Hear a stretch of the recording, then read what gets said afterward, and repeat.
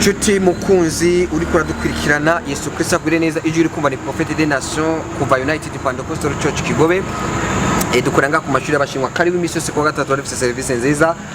dimanche naho dufite service nziza guhera saa 2:30 karibu tuzaguhanurira ubuzima bwawe buzahindura none tuzakubarira ikijuru rivuga ku buzima bwawe hari wigeze kumbaza ngo ese ni wahura na president wa mubaririki nyine cyubahiro mukuru w'igihugu turamaze kuvugana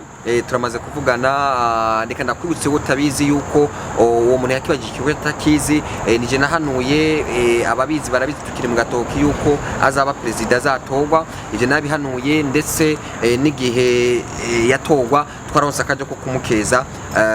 ku buryo bwa telefone twashoboye kuganira ku murongo wa telefone rebyo uwakibagije yibaza kuko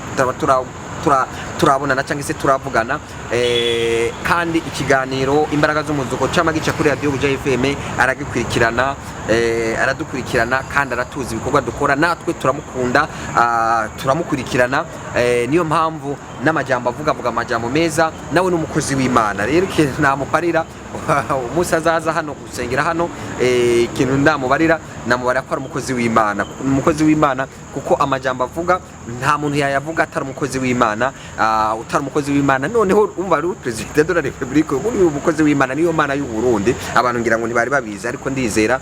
niba utari ubizi ubimenye avuga amajambo meza cyane amajambo abaye inspiré par Dieu amajambo wumva ko avuye kuri mwuka w'Imana nicyo cyemezo ntabwo murakubaretse umukozi w'Imana akorera Imana gukorera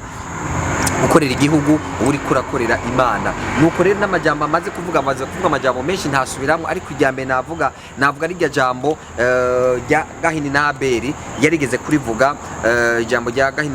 na Abeli wazi ko Gahini yagiye kwica mwene wabo Abeli agasesa amaraso yaravuze ati kirazira gusesa amaraso ni bibi cyane iryo jambo ntiwarivuga utari mu mpemu yera atari mu mwuka w'Imana kubarengura ivuge nico kimenyetso nakubarira mu bimenyetso byinshi amaze kuvuga amajambo menshi kandi meza kandi akaja no mu ngiro rero inshuti nawe uri kuradukurikirana ndagutumiriye kuza wumve icyo Imana ivuga ku Burundi bw'ejo ku Burundi bwa hirya y'ejo Yesu Kristo aguhereza umugisha.